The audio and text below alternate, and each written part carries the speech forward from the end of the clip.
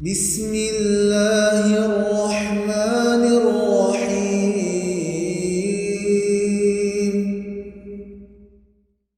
والصلاة والسلام على نبينا محمد وعلى آله وصحبه أجمعين أما بعد. So today alhamdulillah is our third revision session, and alhamdulillah we are on the fourth part of the book, and we have taken the first three parts, and we are on the fourth. We have taken the first question: who is your Lord, and who is your and what is your religion? So today inshallah is a revision session.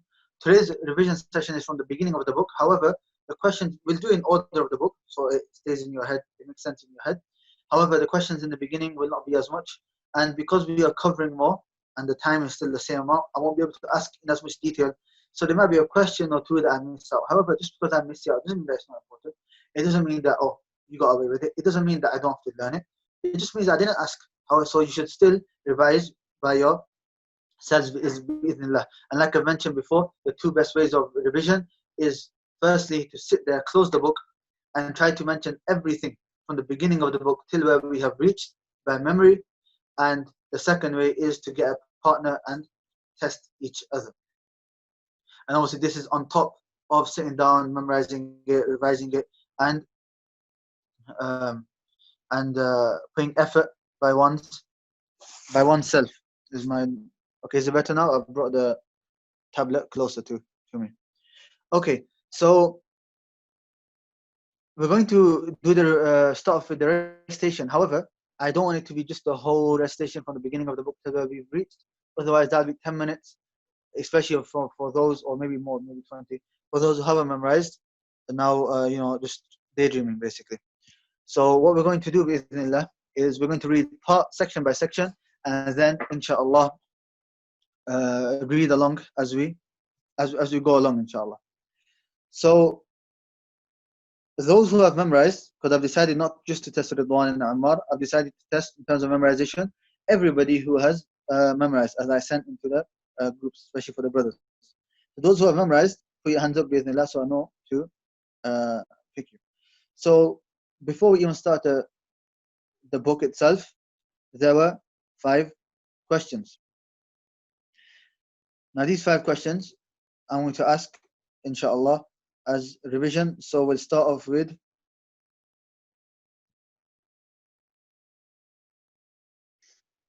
Assalamu alaikum, Anas. Why do we study Tawheed?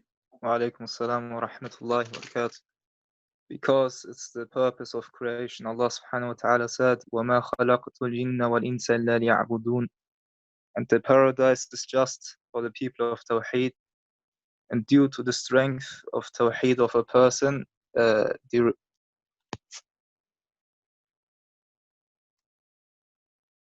muted yourself often.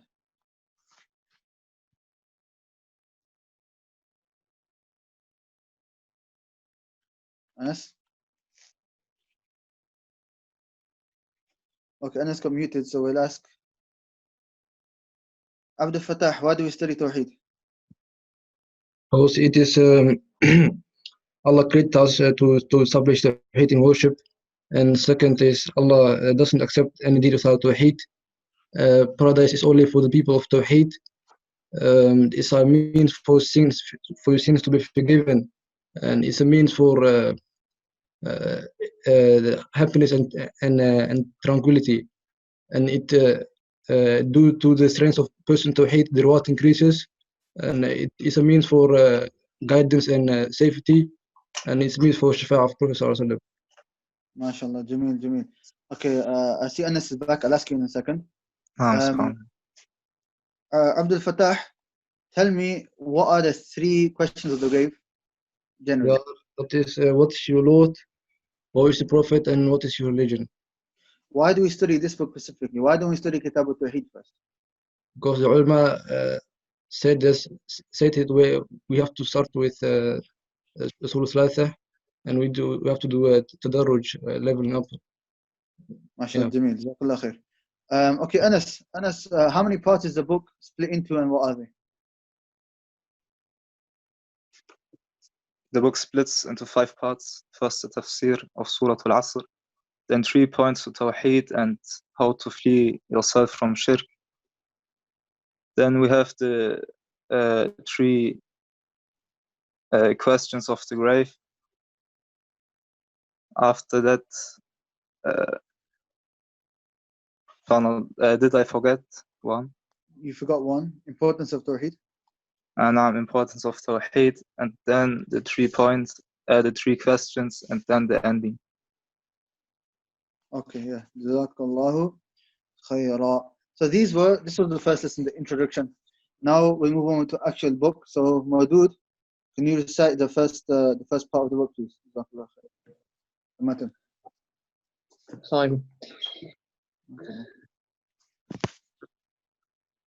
بسم الله الرحمن الرحيم. اعلم رحمك الله أنه يجب علينا تعلم 4 مسائل. الأولى العلم، وهو معرفة الله ومعرفة نبيه ومعرفة دين الإسلام بالأدلة. الثانية العمل به. الثالثة الدعوة إليه. الرابعة الصبر على الأذى فيه. والدليل قوله تعالى: بسم الله الرحمن الرحيم: والعصر إن الإنسان لفي خسر إلا الذين آمنوا وعملوا الصالحات وتواصوا بالحق وتواصوا بالصبر. قال الشافعي رحمه الله تعالى: لو ما أنزل الله حجة على خلقه إلا هذه السورة لكفتهم. وقال البخاري رحمه الله تعالى: باب العلم قبل القول والعمل. والدليل قوله تعالى: فاعلم أنه لا إله إلا الله واستغفر لذنبك. فبدأ بالعلم قبل القول والعمل. جميل, جزاkallah khair. Okay, Abu Ya'la. Okay, firstly, tell me 3 questions. Why do we start with the basmala? What are the conditions for da'wah? And what are the 3 types of sabr? Why we do start with the basmala? First of all, we follow the way of Allah, because every surah starts with the basmala except for Surah Tawbah, and we follow the way of the we follow the sunnah, because Rasulullah would start his rasail, his letters to the kings with the basmala, and also, for example, Sulaiman would do this. Secondly, we follow the way of the Salaf and the ulama, because they usually start their books with the basmala, and it is a means of seeking blessings, tabarruk. The second question was the shurut for da'wah. First of all, al-ikhlas, that you just do it for Allah. Secondly, that you have knowledge about the religion. Thirdly, that you have sabr and hikmah. And fourthly, that you know the person. You know him personally, and you know his religion and so on. The third question was, what does sabr and hikmah mean? As-sabr, that you have patience, and hikmah, that you have wisdom. You know how to speak, and yeah. No. The third question was the types of sabr now. No. Sabr means habsun nafs, to discipline yourself, to hold yourself back, and in the religion it means to hold yourself back from the sins. This is one part, to hold you back from sins, to have sabr in this, and secondly, have sabr fi ta'atillah, that you obey Allah, and you need also sabr here, and third, that you have sabr in the qadr of Allah, in the decree of Allah. So, okay, that's so obedience from sins and the qadr of Allah subhanahu wa ta'ala. Jazakallahu khairah. Ridwan. Now, Ridwan, tell me, Yes. what's the name of Imam al-Shafi'i and the name of Imam Bukhari when they both passed away? Imam Shafi'i, his name is Muhammad ibn Idris. He passed away 204 after Hijrah. And Imam Bukhari, his name is Muhammad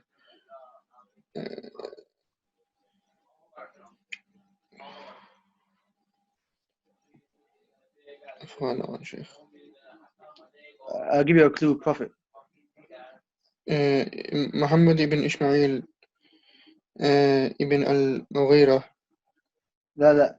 What's the father of Ismail called? Ibn Ibrahim. Yeah. He The rest I didn't really mention. This is enough. Muhammad ibn Ismail ibn Ibrahim ibn al-Mughira ibn Bardizbah al-Bukhari. That's the full name. But Muhammad ibn Ismail al-Bukhari is fine. When did he pass away? 256. 256. نعم. جزاك الله خيرا. Okay.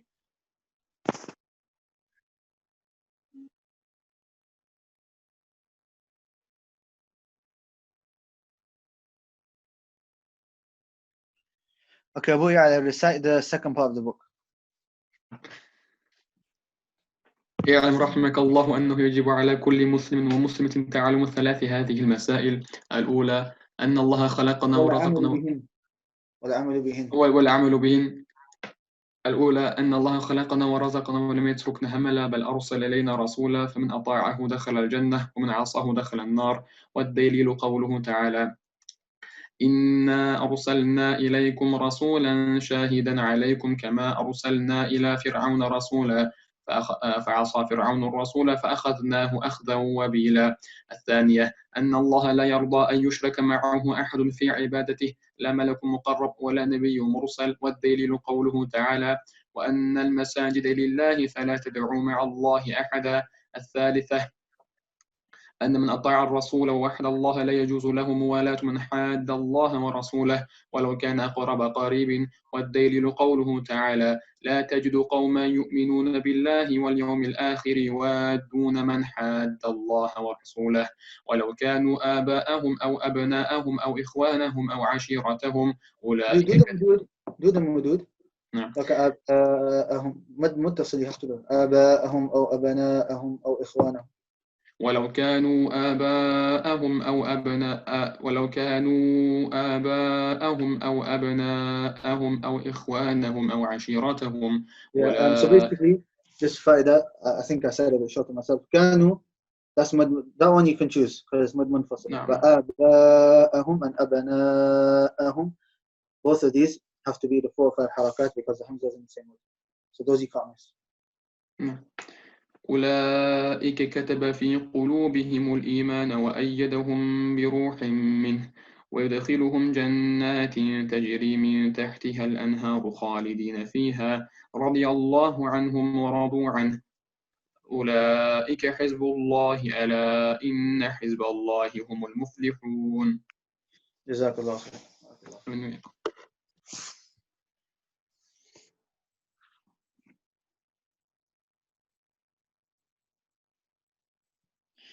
يا أبا داود, tell me what is the definition of Tawheed linguistically and Islamically, and what are the 3 types of Tawheed?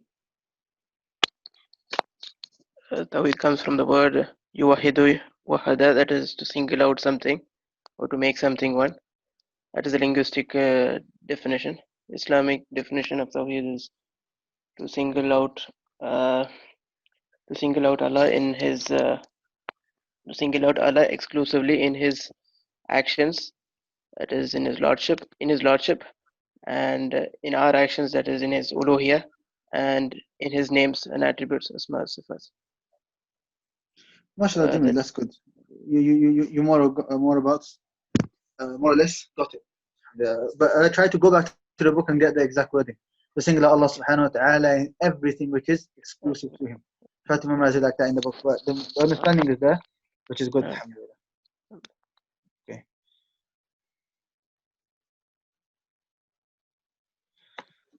Abdul Nasir, give me the definition of Tawheed al-Rububiyyah, Tawheed al-Uluhiyyah, and Asma wa Sifat, like it's in the book.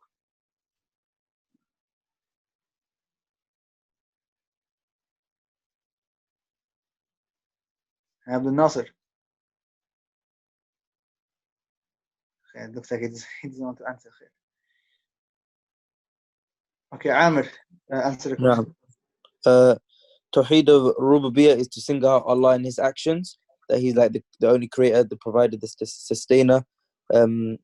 Tawheed of worship, al-Uluhiyyah, is to single out Allah in your actions of worship towards Him, to make it only for Allah. And Tawheed al-Asma' wa Sifat is to single Allah in His in his names and attributes that the Prophet and Allah only affirmed for Allah, and to not distort them, to not ask how, to not liken them to the creation, and give examples, I think. Okay, it shows that you got understanding, but I want the definition from the book. And I've mentioned this a number of times that we need a definition given from the book. So I'm not going to move on this question until somebody else answers. But Jazakallah khair. Yes, that's Maudud. Maudud, give me a definition. Tawheed, Rububiyyah, Al-Uluhiyyah, Asma wa Sifat, like it's in the book.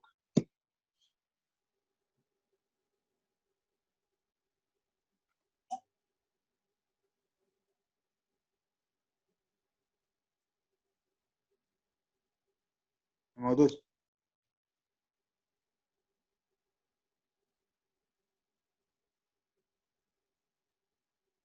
Okay. Let's ask Ammar. Okay, Ammar, give me the definitions like they're in the book. And the definition for Tawheed al-Rububiyyah is to singular Allah in His actions, or to affirm that He's the only creator, only provider, and the only one that has control over everything. Tawheed al-Uluhiyyah is to singular Allah with every act of worship, and Tawheed Asma wa Sifat is to affirm every name and attribute that Allah and His Messenger have affirmed for Him, and to negate everything that Allah and Rasul have negated, and without distorting their meanings, and without negating the meanings, and describing their reality, and likening them to the creation. Yeah, okay. That's good. MashaAllah. Jazakallah khair. Okay, Maudud, tell me, I answered the following two questions, which is, when it comes to freeing oneself from shirk and his people are three types. What are the three types of people? And then the second question is, how does one free himself from shirk and his people? So as for the first question, the three types of people are, the first group is the group which is extreme in they curse the non-Muslims, and they want to kill the Muslims. And the second group is also extreme. They get too close to the non-Muslims, and they start celebrating the celebrations, etc. And the middle group, which is in between, is that you are kind and polite to the non-Muslims, but you do not participate in the celebrations, etc. Okay. Second question. So you free yourself from the non-Muslims through three ways: through the heart, which is by just mention the three things. Which is by the heart, speech, and actions. Heart, speech. Okay. Jazakallah khairah.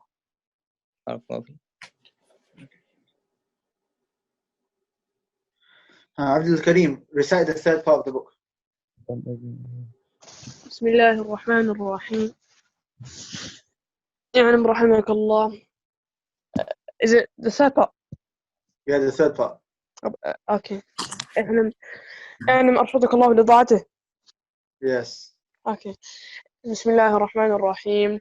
اعلم أرشدك الله لطاعته أن الحنيفية ملة إبراهيم، أن تعبد الله وحده مخلصا له الدين، وبذلك أمر الله جميع الناس وخلقهم لها، كما قال تعالى: وما خلقت الجن والإنس إلا ليعبدون. ومعنى يعبدون يوحدون. وأعظم ما أمر الله به التوحيد، وهو إفراد الله بالعبادة. هو إفراد الله بالعبادة. وأعظم ما نهى عنه الشرك، وهو دعوة غيره معه. والدليل قوله تعالى: واعبدوا الله ولا تشركوا به شيئا. فإذا قيل لك ما الأصول الثلاثة التي يجب على الإنسان معرفتها، فقل: معرفة العبد ربه ودينه ونبيه محمدا صلى الله عليه وسلم. MashaAllah, Jamil. Okay, tell me what's the meaning of Hanifiyah?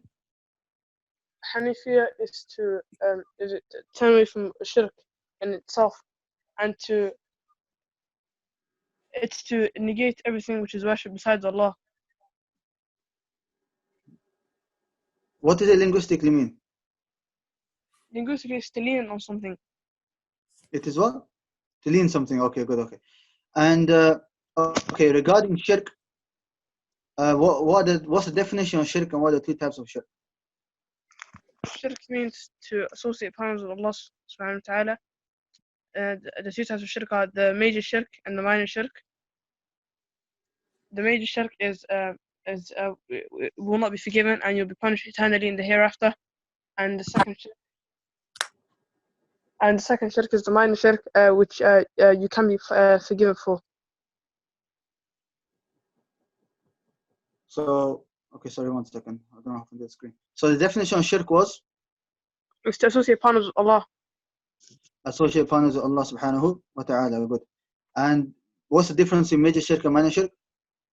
Major shirk, it won't be forgiven, and minor shirk can be forgiven. So the first one is that, sorry, what was the first one again? The first one is major shirk, how that that person will not be forgiven. La, if they die on it. both of them are forgiven. Both of them won't be forgiven. Major and minor. Allah won't forgive. Okay. By the way, my screen came off. Yeah, that was intended because I have to go on something. Okay, Jazakallah khair, Abdul Kareem. You answered the most questions in that. I'll let you off the last question. Jazakallah khair. Ridwan, what are the differences between major shirk and minor shirk? The difference is that major shirk will it will take you out the fold of Islam, and you'll be in the hellfire eternally. Whereas minor shirk, you won't take you out the fold of Islam, but and you will not abide in the hellfire forever. If Allah wills, He can take you out. Yeah, not forever. So you still be punished. You won't be forgiven. Yeah. Okay, these are two differences you mentioned. There's a third one. Allah will forgive minor. Yeah. No. There's another one. There were three differences we gave. Forgiveness is not a difference because Allah doesn't forgive major nor minor. Allah says, "Inna Allah la yaghfiru an yushraka." Allah does not forgive the one who commits shirk with Him. I know some people last time they messaged me saying that there's khilaf. Forget the khilaf. You've studied the khilaf. Don't worry about that. Right now, all you need to know is that Allah doesn't forgive shirk. The ayah is clear.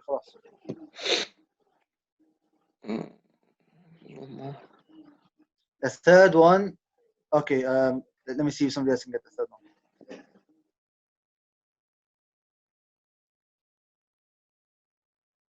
Amir, what's the third one? The third one is that the major shirk, it nullifies all your actions, and the minor shirk doesn't, but just that action is nullified. Just the action. Yeah, just the action. Major shirk nullifies all of the actions. Jazakallahu khairah. Now, Abdul Fattah, start reading from the fourth part of the book. الأصل الثالث الأصل الأول وهو معرفة الله. Before that, فإذا قيل لك ما الأصول الثلاثة التي يجب على الإنسان معرفتها، فقل معرفة العبد ربه ودينه ونبيه محمدا صلى الله عليه وسلم. الأصل الأول: فإذا قيل لك من ربك، فقل ربي الله الذي رباني وربى جميع العالمين بنعمه، وهو معبودي ليس لي معبود سواه. والدليل قوله تعالى: الحمد لله رب العالمين، وكل ما سوى الله عالم، وأنا واحد من ذلك العالم. فإذا قيل لك بما عرفت ربك، فقل بآياته ومخلوقاته. ومن آياته الليل والنهار والشمس والقمر، من مخلوقاته السماوات السبع ومن فيهن، والأرضون السبع ومن فيهن وما بينهما. والدليل قوله تعالى: ومن آياته الليل والنهار والشمس والقمر، لا تسجدوا للشمس ولا للقمر واسجدوا لله الذي خلقهن إن كنتم إياه تعبدون. وقوله تعالى: إن ربكم الله الذي خلق السماوات والأرض في 6 أيام ثم استوى على العرش يغشي الليل النهار يطلبه حثيثا والشمس والقمر والنجوم مسخرات بأمره ألا له الخلق والأمر تبارك الله رب العالمين. والرب هو المعبود.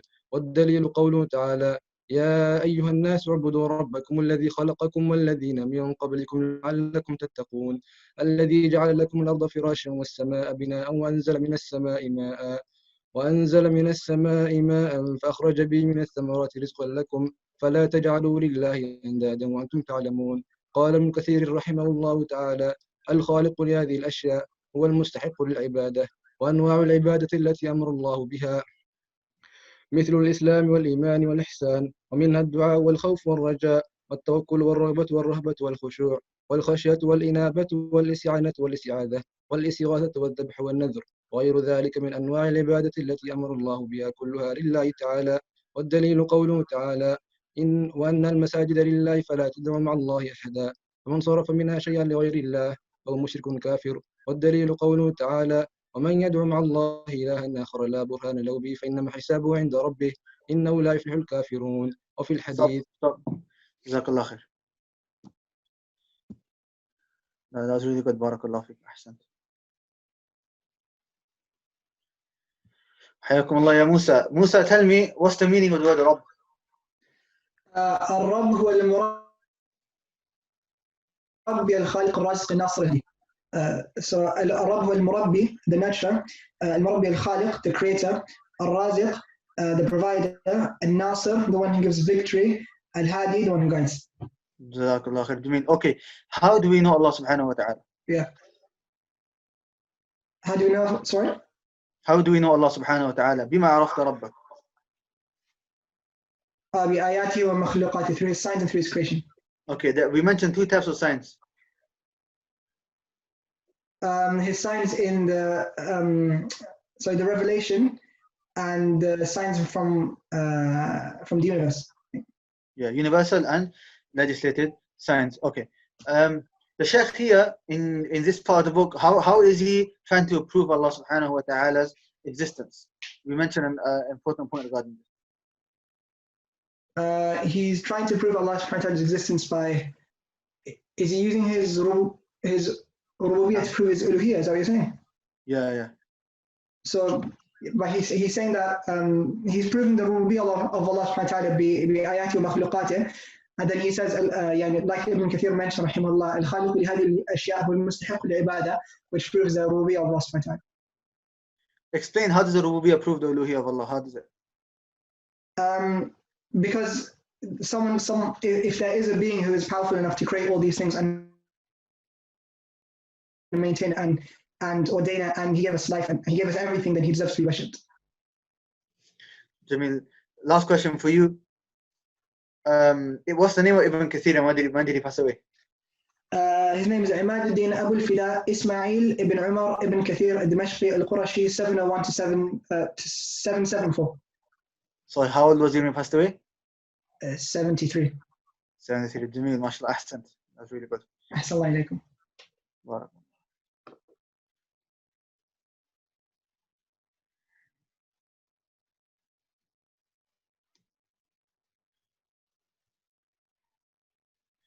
Okay, Abdul Karim, carry on reciting from where we left off. الدعاء وفي الحديث الدعاء مخ العبادة. وفي الحديث الدعاء مخ العبادة. وقوله تعالى: وقال ربكم ادعوني أستجب لكم إن الذين يستكبرون عن عبادتي سيدخلون جهنم داخرين. ودليل الخوف قوله تعالى: فلا تخافوهم وخافوني إن كنتم مؤمنين. ودليل الرجاء قوله تعالى: فمن كان يرجو لقاء ربه فليعمل عملا صالحا ولا يشرك بعبادة ربه أحدا. ودليل التوكل قوله تعالى: وعلى الله فتوكلوا إن كنتم مؤمنين. وقوله تعالى: ومن يتوكل على الله فهو حسبه. ودليل الرغبة والرهبة والخشوع قوله تعالى: إنهم كانوا يسارعون في الخيرات ويدعوننا رغبا ورهبا وكانوا لنا خاشعين. ودليل الخشية قوله تعالى: فلا تخشوهم واخشون. ودليل الإنابة قوله تعالى: وأنيبوا إلى ربكم وأسلموا له. ودليل الاستعانة قوله تعالى: إياك نعبد وإياك نستعين. وفي الحديث: إذا استعنت فاستعن بالله. ودليل الاستعاذة قوله تعالى: قل أعوذ برب الفلق وقل أعوذ برب الناس. ودليل الاستغاثة قوله تعالى: إياك نعبد وإياك نستعين. إياك نعبد وإياك نستعين.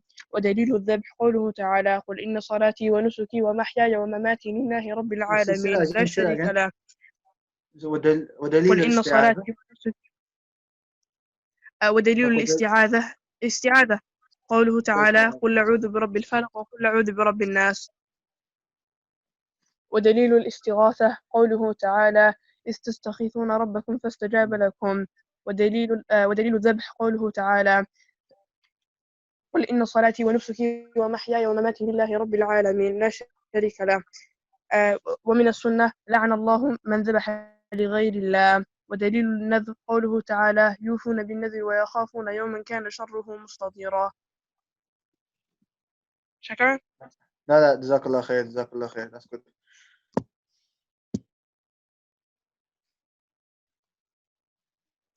Okay, Ridwan, explain to me everything we talk about dua, the different types of dua, or even the graph that was made.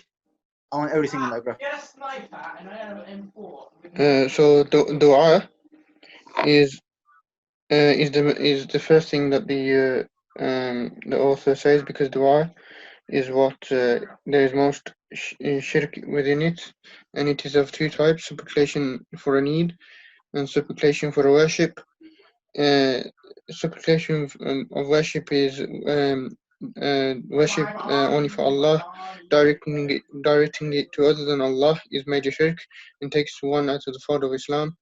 And supplication for a need is can be asked to the creation, and it has for Before that, so for supplication for a need is two types.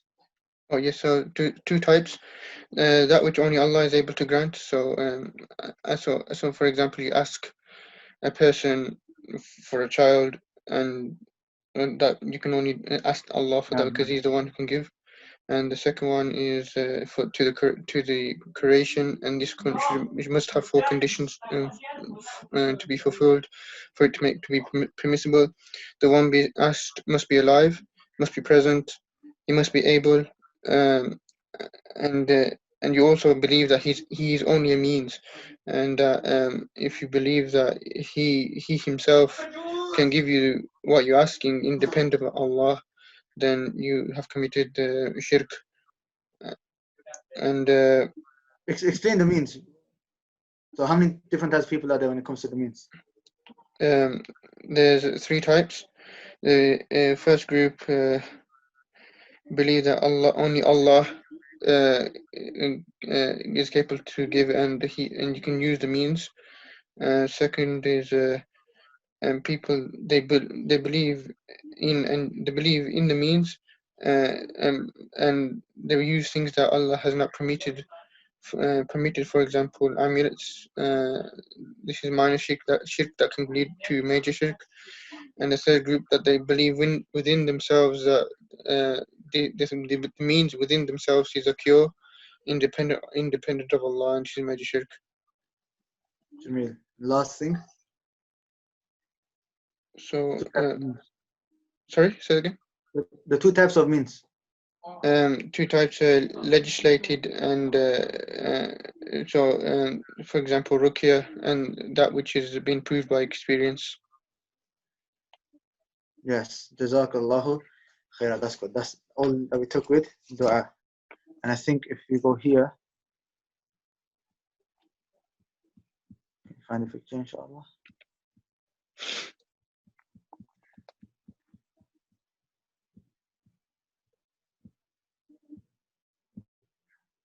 There we go. This is the one for dua. So this is everything that Ridwan has answered right now. Everything's here. So just quick recap. Dua is two types. Dua al-ibadah, dua al-masala. Dua al-ibadah is only for Allah subhanahu wa ta'ala. Directing it other than Allah subhanahu wa ta'ala is major shirk. I want to speak a bit fast because we just took it. Okay. And you can follow along in this picture. Then dua al-masala is supplication of a need. And this is of two types.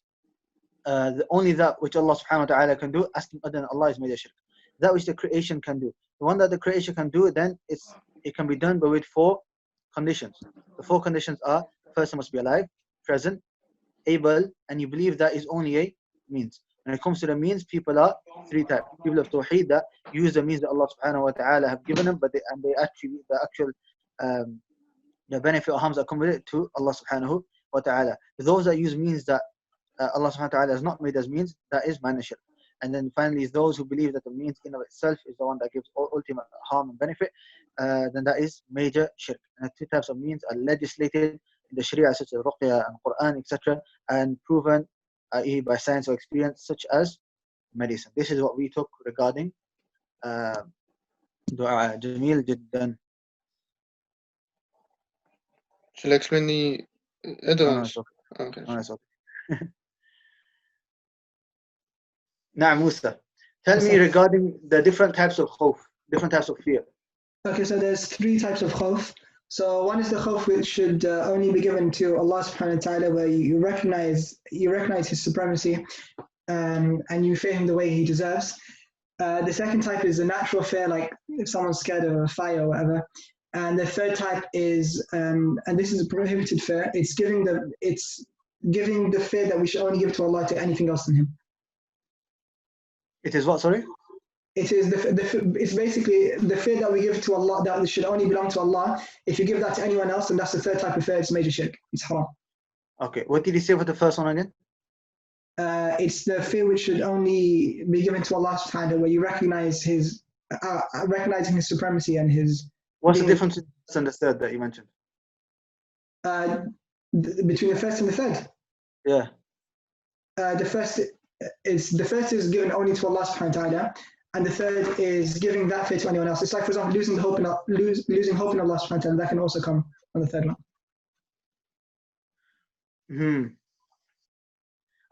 From your explanation, I'm not fully understanding the difference between the first and the third one. The first one that you said, say that again. So it's fearing Allah subhanahu wa ta'ala in a way which only He deserves to be feared.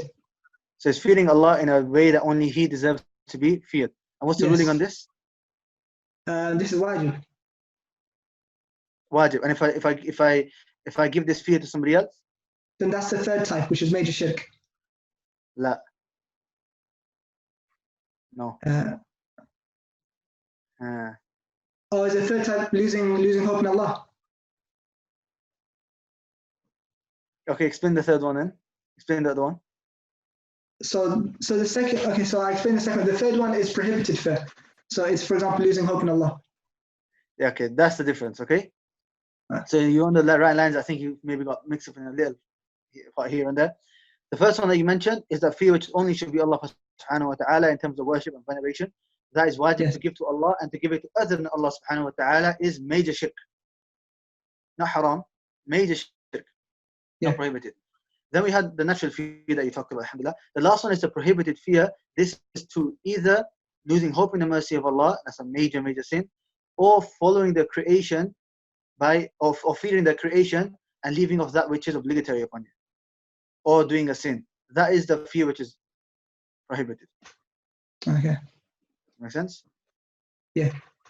Okay. I'll give you another try to get another question fully right, inshallah. Give me the definitions, or give me everything regarding tawakkul. Everything regarding tawakkul? Yeah. So definitions and three things I need. So the definition of a tawakkul is linguistically it's just to rely upon something, and technically it's complete reliance upon Allah subhanahu wa ta'ala whilst trusting in Him and taking the necessary means. And the three components of tawakkul is being truthful in your reliance upon Allah subhanahu wa ta'ala, being fully confident in Him, and taking the necessary means. Jazakallah khair. Ahsan. Assalamu alaikum. Okay. We don't have time to go through every single type of every single ibadah, so I'm just going to pick a few. Anas, tell me the different types of sacrifice.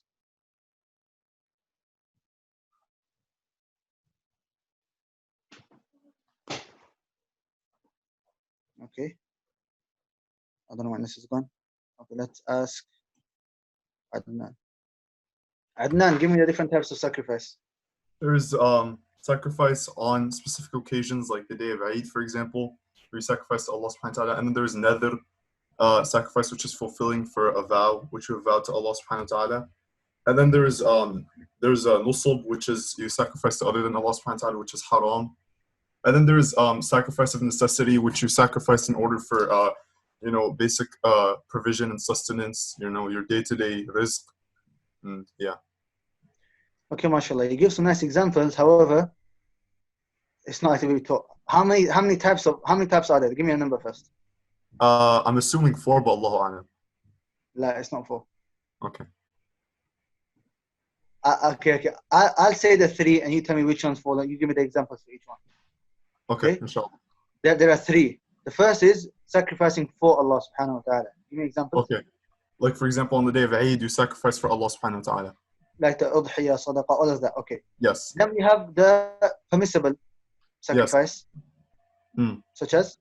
Such as, for example, if you need to slaughter a sheep in order to eat, like for your sustenance, for your daily sustenance. Yeah, that's fine. Okay, that's permissible. Yeah. And then we have the third one, which is slaughtering for other than Allah subhanahu wa ta'ala out of love and veneration. Yep. Such as nusub, for example, like the kuffar of Quraysh used to do with their idols. Okay, yeah, for idols, for jinn, whatever it may be. What's the ruling on this? It's major shirk. Major shirk. Okay, so these are 3. You mentioned 4. What was the extra one that you mentioned? I made a difference. I think I made a difference between the vow and the udhiyah one. I think I made the udhiyah one. Okay. Yeah. Oh, okay, vow. Yeah, vow wouldn't really. Vow is a separate ibadah that we've taken. However, it could come under dhabhan lillah. If it's a vow which is a vow of a ta'ah, if it's vow for Allah subhanahu wa ta'ala and it's act of obedience, then it could come under that. However, a vow here, like we've taken in the book, is a separate ibadah. Okay, inshallah. Right. Okay. Okay, khalas. That'll be enough for this section, inshallah. As everyone can see on the. Oh, this reminds me. One more question before. Let me ask Nabil. So, Nabil, give me the definition of ibadah. We mentioned different types of ibadah. Give me the definition of ibadah.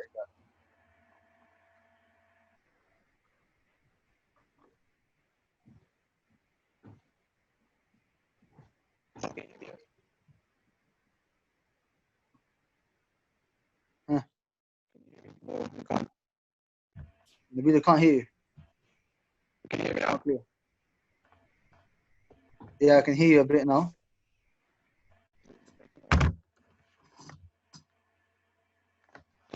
What's the answer?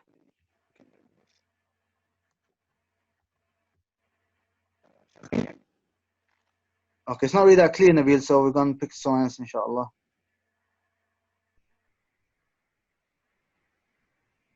Siraj, let's pick Siraj. Now, Siraj, give me the definition of worship, of ibadah. Any action, internal or external, that pleases Allah. A comprehensive noun for any internal or external action that pleases Allah. MashaAllah, okay.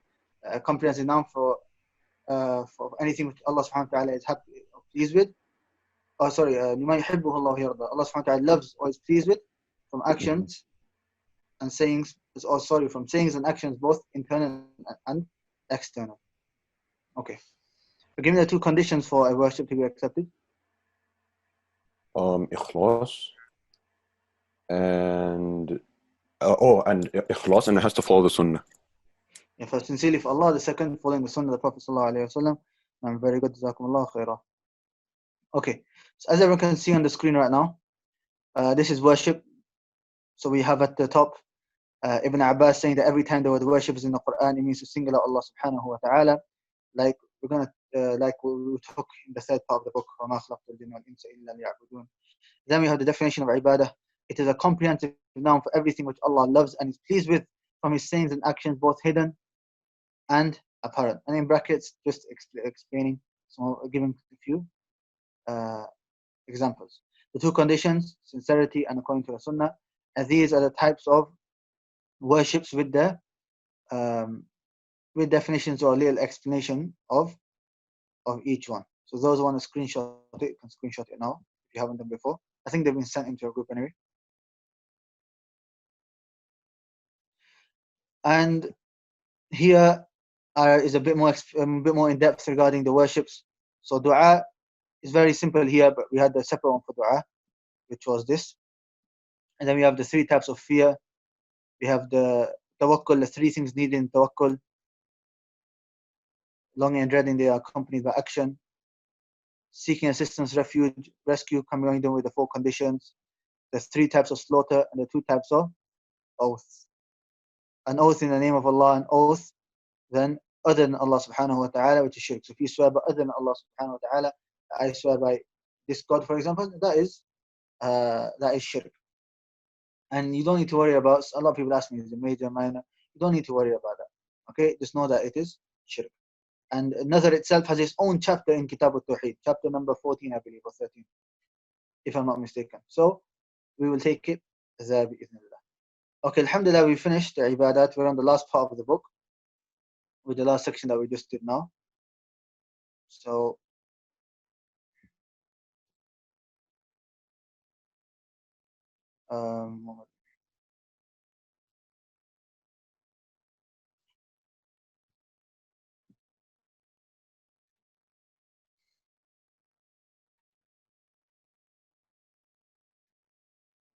okay, Abdul Fattah, read the next part of the matter. الأصل الثالث معرفة الدين الإسلامي بالأدلة، وهو الاستسلام لله بالتوحيد والانقياد له بالطاعة والبراءة من الشرك وأهله، وهو 3 مراتب: الإسلام والإيمان والإحسان، وكل مرتبة لها أركان. فأركان الإسلام 5: شهادة أن لا إله إلا الله وأن محمدا رسول الله، وإقام الصلاة، وإيتاء الزكاة، وصوم رمضان، وحج بيت الله الحرام. فدليل الشهادة قوله تعالى: شهد الله أنه لا إله إلا هو والملائكة وأولو العلم قائما بالقسط لا إله إلا هو العزيز الحكيم. ومعناها لا معبود بحق إلا الله، لا إله نافيا جميع ما يعبد من دون الله إلا الله، مثبتا العبادة لله وحده لا شريك له في عبادته، كما أنه ليس له شريك في ملكه. وتفسيرها الذي يوضحها قوله تعالى: وإذ قال إبراهيم لأبيه وقومه إنني براء مما تعبدون إلا الذي فطرني. وقوله تعالى: قل يا أهل الكتاب تعالوا إلى كلمة سواء بيننا وبينكم ألا نعبد إلا الله ولا نشرك به شيئا ولا يتخذ بعضنا بعضا أربابا من دون الله، فإن تولوا فقولوا اشهدوا بأننا مسلمون.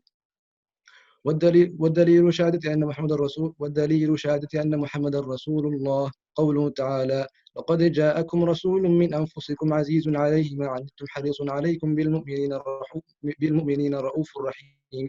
ومعنى شهادة أن محمد رسول الله طاعته فيما أمر وتصديقه فيما أخبر واجتناب ما عنه نهى وزجر، وأن لا يعبد الله إلا بما شرع. ودليل الصلاة والزكاة وتفسير التوحيد قوله تعالى: وما أمروا إلا ليعبدوا الله مخلصين له الدين حنفاء ويقيموا الصلاة ويؤتوا الزكاة وذلك دين القيمة. ودليل الصيام قوله تعالى: يا أيها الذين آمنوا كتب عليكم الصيام كما كتب على الذين من قبلكم لعلكم تتقون. ودليل الحج قوله تعالى: ولله على الناس حج البيت من استطاع إليه سبيلا ومن كفر فإن الله غني عن العالمين. المرتبة الثانية: الإيمان، ركن واحد. الإيمان هو 70 شعبة، أعلاها قول لا إله إلا الله، وأدناها إماطة الأذى عن الطريق، والحياء شعبة. وأركان 6: أن تؤمن بالله وملائكته وكتبه ورسله واليوم الآخر والقدر خيره وشره. والدليل على هذه الأركان 6 قوله تعالى: ليس البر أن تولوا وجوهكم قبل المشرق والمغرب ولكن البر من آمن بالله واليوم الآخر والملائكة والكتاب والنبيين. ودليل القدر قوله تعالى: إنا كل شيء خلقناه بقدر. المرتبة الثالثة: الإحسان، ركن واحد، وهو أن تعبد الله كأنك تراه فإن لم تكن تراه فإنه يراك. والدليل قوله تعالى: إن الله مع الذين اتقوا والذين هم محسنون. وقوله تعالى: وتوكل على العزيز الرحيم الذي يراك حين تقوم وتقلبك في الساجدين. وقوله تعالى: وما تكون في شأن وما تتلو منه من قرآن وما تعملون من عمل إلا كنا عليكم شهودا إذ تفيضون فيه. الآية. جزاك الله خير. جزاك الله خيرا. Okay.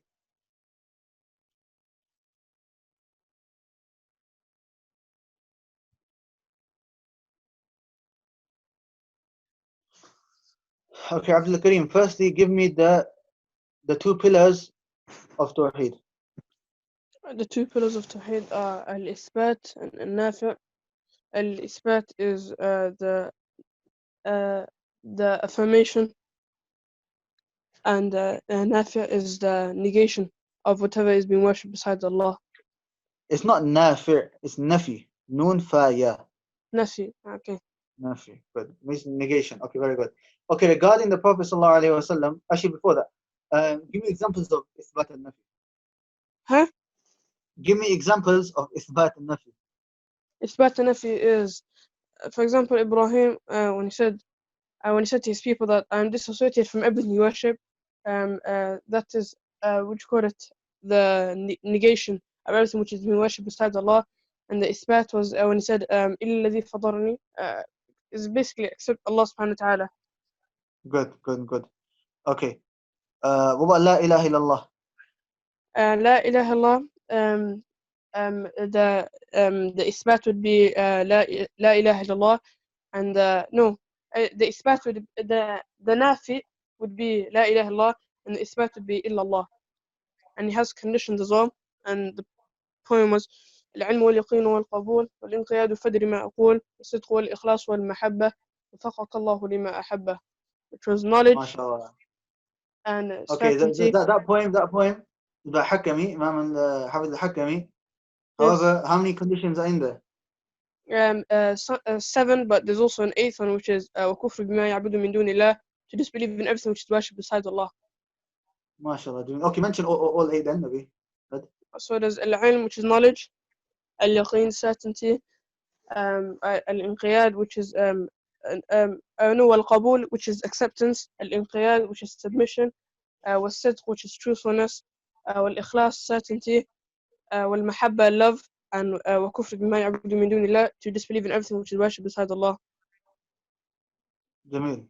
So these are the 8 conditions we have here. Yeah. We have knowledge, certainty, sincerity, truthfulness, love, shahada, submission, acceptance, and disbelieving everything that is worshipped other or besides Allah subhanahu wa ta'ala. Okay, Jazakallah khair, very good. Yeah.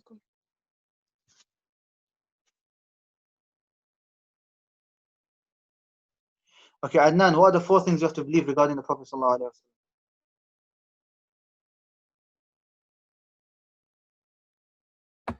Sorry, was I muted, Ustad? It's okay, yes, go on. Oh. So the first thing you have to believe is that you have to believe in everything which the Prophet ﷺ informed us of, which is tasdiqu fima akhbar. And then the second thing is that you need to obey the Prophet ﷺ in everything he commanded us of, ta'atu fima amar. And then the third thing is al-ijtinabu amma naha anhu wa zajar, that you abstain and stay away from everything which the Prophet ﷺ prohibited us from doing. And then the fourth thing is an la yu'bad Allahu illa bima shara', that you do not worship Allah subhanahu wa ta'ala except by what the Prophet ﷺ legislated himself. Okay, what are the 6 pillars of Iman? 6 pillars of Iman is the belief in Allah subhanahu wa ta'ala, His angels, His books, His prophets and messengers, the last day, and the qadr, whether it be good or bad. Okay, mashallah. What do you have to believe regarding Allah subhanahu wa ta'ala? Can you please elaborate further on that? So you need to believe in Tawheed al-Rububiyyah, Tawheed al-Uluhiyyah, Tawheed al-Asma' al-Sifat. Am I correct? And His existence. That's it. 4. Okay. How do we prove Allah's existence? Through the book and the Sunnah. So there are 2 ways of proving. There's proof, like textual proof, and then there's proof in terms of creation. That was the science. That's science. Oh. Okay. Here we actually mentioned 4. Okay. Allahu a'lam. I don't know. Okay, I'll give you a clue. The first one is intellect. The intellect. The second one is the heart. No. I'm not sure what's that. Allahu a'lam. Okay. Jazakallah khair. Wa yakum.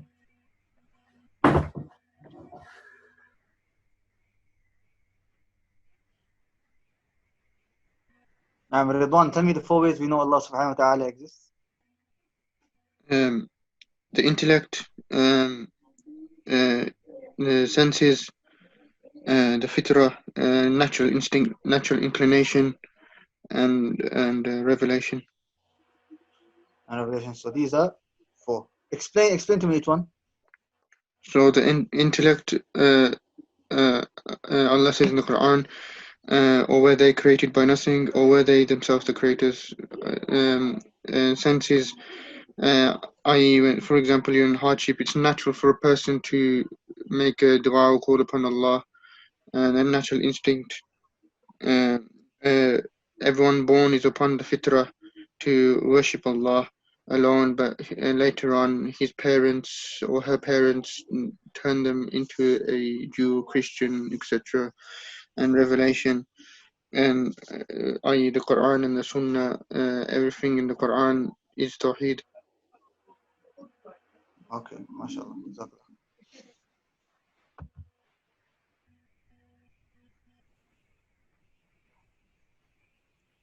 Okay, Ammar. Ammar, explain to me what's our belief regarding the angels, the books, the prophets, and the final day.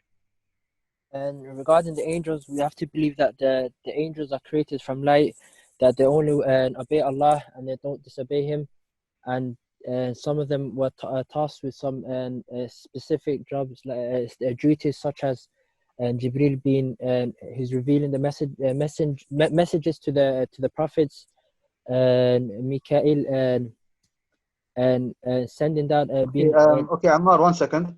Subhanallah, my battery, I just realized it's on 6%. Let me see if I can get charges. Give me 1 second, because I don't know, my tablet, if it turns off at 5%. 1 second.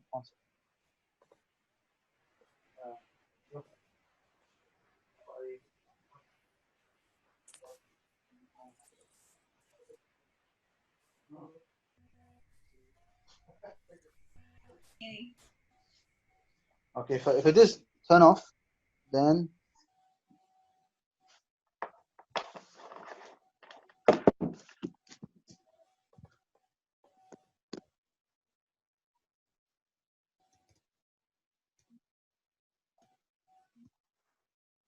okay, it's charging. Alhamdulillah, it's charging.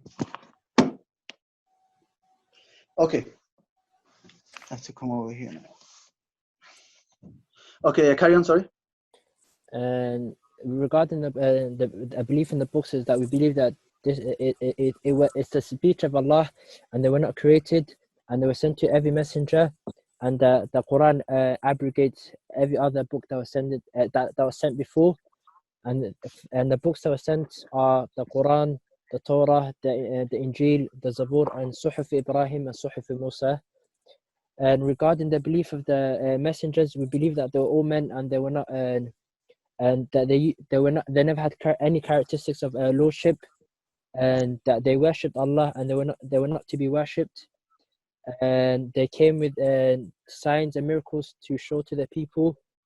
And the first prophet was Adam alayhi salam, and the first messenger was Nuh alayhi salam, and the last prophet is the Prophet Muhammad sallallahu alayhi wasallam, and his law abrogates every law that came before. Regarding the belief of the last day is we believe Who are the Ulul Azm, the 5 major prophets? The 5 major prophets are Nuh alayhi salam, Ibrahim alayhi salam, Musa alayhi salam, Isa, and Muhammad sallallahu alayhi wasallam. And regarding the belief in the last day, we have to believe in everything that in the Quran and Sunnah about everything that's to happen after death. And for example, that a person's soul leaving and being taken to the heavens, and a person being questioned in his grave, and then after that being rewarded or punished, and that we will be resurrected and be judged for our actions, and whoever is successful will go to Jannah, whoever Allah wishes will go to Nar. And regarding the belief in the Qadr, we have to believe that Allah first, that first Allah knows everything, and 2, that Allah has written everything in the Lawh al-Mahfuz, 3, that nothing happens with the will of Allah, and 4thly, that Allah created everything, and actions too. Okay, Jazakallah khair. You answered Al-Qadr also. Okay, Barakallah. Jazakallah khair.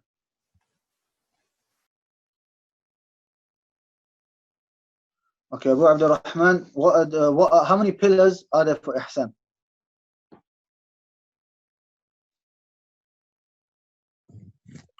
One pillar.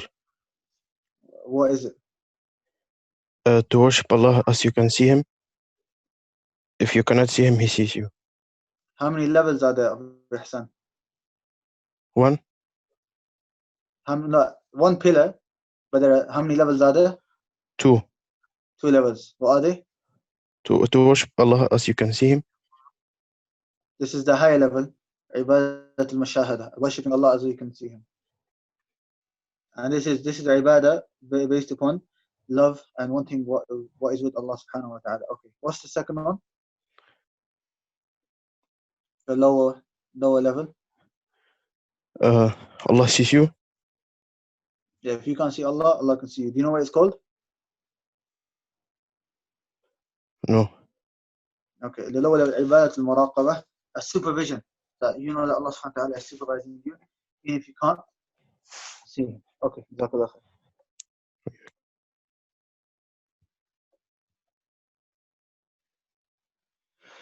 Okay, Musa, hayakum Allah. What's the meanings of أن تلد الأمة ربتها? That a slave girl will give birth to her mistress.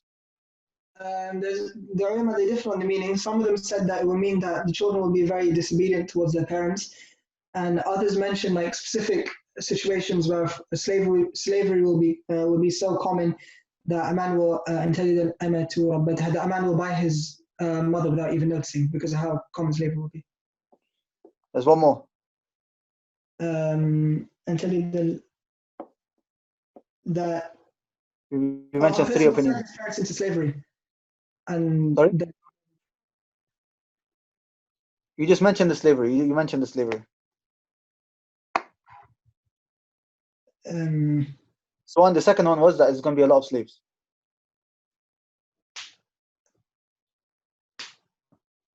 Khair. You got two out of three is good enough.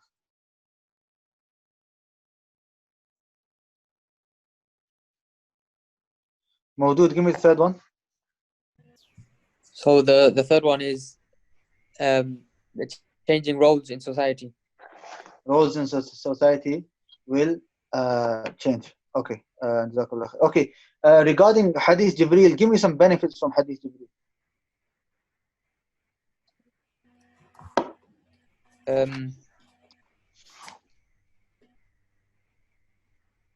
Do not speak without knowledge. To not speak without knowledge. Very, very good. Okay, regarding that, I got a question for you. Umar radiallahu anhu said that he said Allah and His Messenger know best. Are we allowed to say that? No, we are not allowed to say it now because the Prophet is not alive, so it's not allowed. So it's only allowed very good. It's only allowed in the time of the Prophet sallallahu alaihi wasallam. Okay, last question. By the way, there's also a summary for Hadith Jibreel that we've made. I think Radwan has it. Radwan, if you could send it to me on my Telegram, I can put it on the screen, inshallah. Send it to my Saudi number.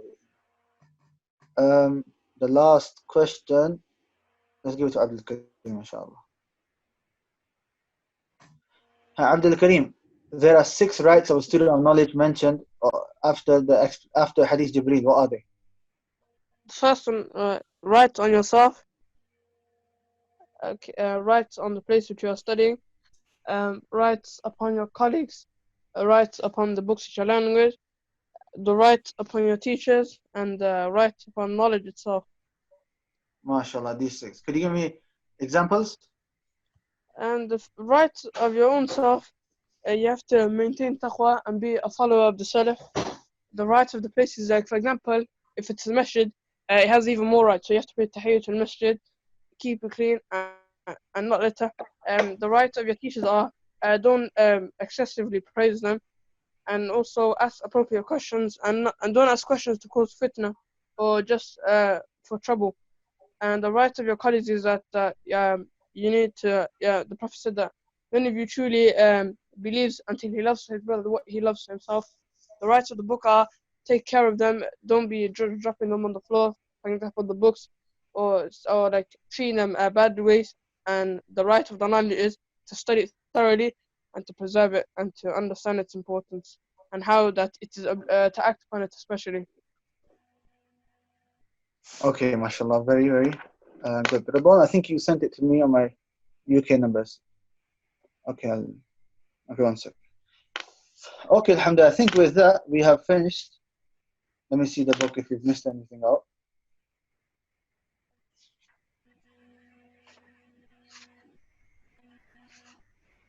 Oh, a very important question that we missed out actually. Who should I ask this to? Okay. Siraj, give me the definition of Islam. And then go, what? Outside, yeah. And tell Yahya to help you get a sweater and go outside. Siraj? Baba came back? Okay, then tell Baba.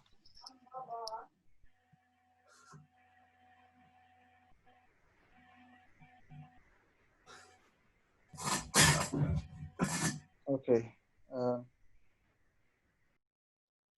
Let me ask Abu. Okay, Abu Ya'la, give me the definition of Islam. الاستسلام لله بالتوحيد, to submit to Allah fully with توحيد, والانقياد له بالطاعة, and يعني submitting to Allah with fully obedience, to يعني submit with fully يعني with obedience, والبراءة من الشرك وأهله, and to stay away from the shirk and its people. Staying away from shirk and its people. So these are three things in the definition of Islam. Okay, I just want to see. Is there anything else I should add? No, khair. Okay. This is another graph that we have made, which is like a summary of Hadith Jibreel. So we have the three levels of Ihsan. We have Islam, Iman, and Ihsan. I think triangle is pyramid is a lot better. The pillars on the side and some other benefits, and at the bottom the 6 rights of Usūl and knowledge all here. So alhamdulillah, with that we have now finished this revision. Alhamdulillah is very good. A lot of people got questions right, and this is very good because you'll find a lot of students, even if you haven't finished the book, even if they reach here, if you were to ask them questions when they're studying with their teachers, they won't be able to answer them. But alhamdulillah, due to the fact that we are revising, okay, this keeps it strong. And this helps a lot because later on books like Kitab al-Tawheed, they are long books. They have 6-7 chapters. So if these foundations aren't strong, you're going to struggle. Okay, and even myself, for example, Kitab al-Tawheed studied maybe 3, 4, maybe more times, okay? However, there's things I'm forgetting. Why? Because we don't constantly go over it. So revising something is a etiquette of seeking knowledge that has been forgotten in our time. The same Imam al-Nawawi used to study 12 hours a day and used to revise 12 hours a day. Okay, how he used to do, Wallahu alam. Ala kulli hal, this is what's mentioned. It shows the importance of revision. Just before we move on, the last 10 nights upon us, I want to know your opinion. Do you guys want me to carry on with the lessons, or do you want me to stop and we carry on after Ramadan? So everyone in the comments, those on Instagram and obviously the chat here and Zoom, let me know if you still want the lessons. In terms of if we do lessons, we're only going to take 4 or 5 more lessons maybe.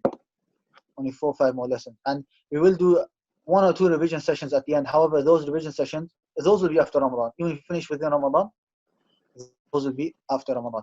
But in terms of lessons, you guys still on lessons within Ramadan?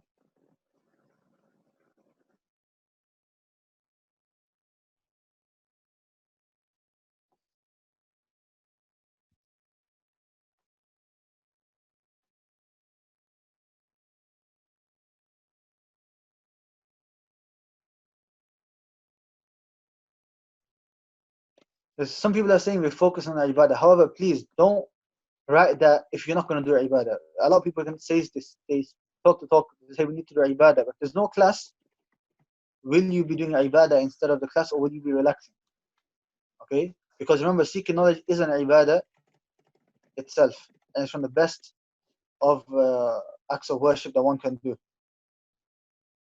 Okay, so if you want the lessons, let me know. If you don't want the lessons,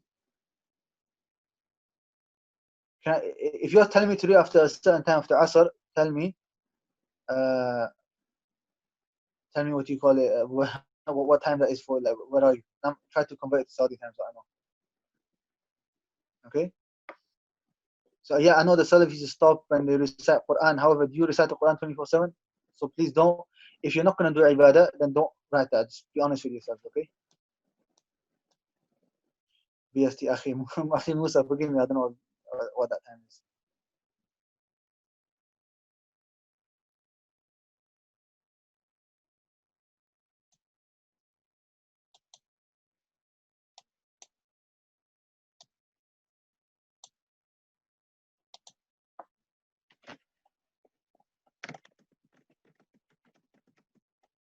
Carry on, stop. Okay. But can you guys see my screen? I think I stopped it for a second, right? Actually, no, you can't see my screen, huh? Okay. Okay. I remember the actual lessons itself will be only about half an hour. And there won't be a revision session within Ramadan. The revision session will not be in Ramadan. However, those memorizing will have to carry on memorizing.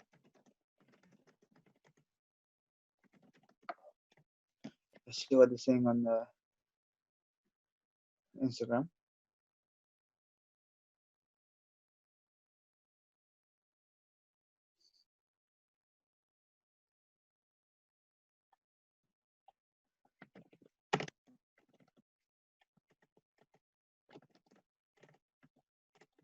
For some lessons, to me and other sisters who are checking it. What does that mean for some lessons? After Ramadan, okay. Please do in Ramadan. I find these very beneficial whilst I'm at work. After Ramadan. Okay, let's see what they're saying here. Carry on, stop. Yes, carry on, Ramadan, after Ramadan, carry on. Stop. After Ramadan. I see them very beneficial. After Ramadan. You can stop. Carry on. After Asr, carry on. Ramadan, continue. Carry on. After Ramadan, but facilitate an exam. Okay, you mean like a revision session? If that's the case, you should have made this revision session after Ramadan. After Asr, UK time. UK, la, I can't do that. And Tuesdays I can't because I have another dars at that time. And I mean, 5 o'clock is my start time anyway, so I can't. 6 o'clock is just finishing.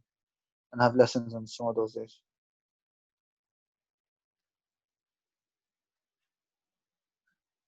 If there aren't any lessons, I would sleep. Alhamdulillah is honest. That's good, alhamdulillah. I know most people will be like that. They say, you know, that, oh, ibadah, Quran, but they don't really do anything.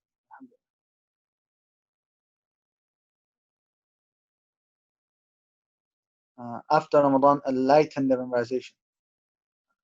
The thing is, the reason I want to do in Ramadan is that so we can finish in Ramadan. If we were going to finish after Ramadan, I would just stop. But then it could be a thing where we finish within Ramadan. How many lessons until we finish the book? 4 or 5. The lesson itself is ibadah, so we should carry on.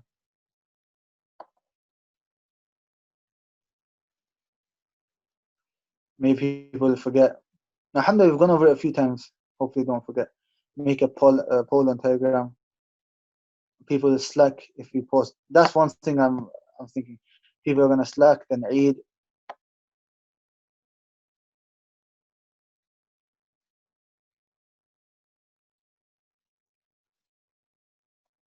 At the moment, it's really 50-50. What we'll do, inshallah.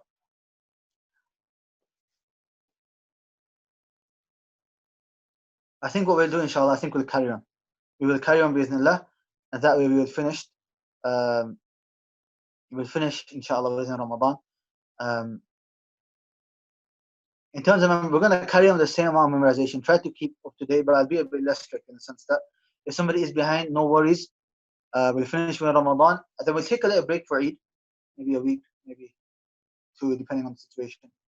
Myself, I'll be busy here.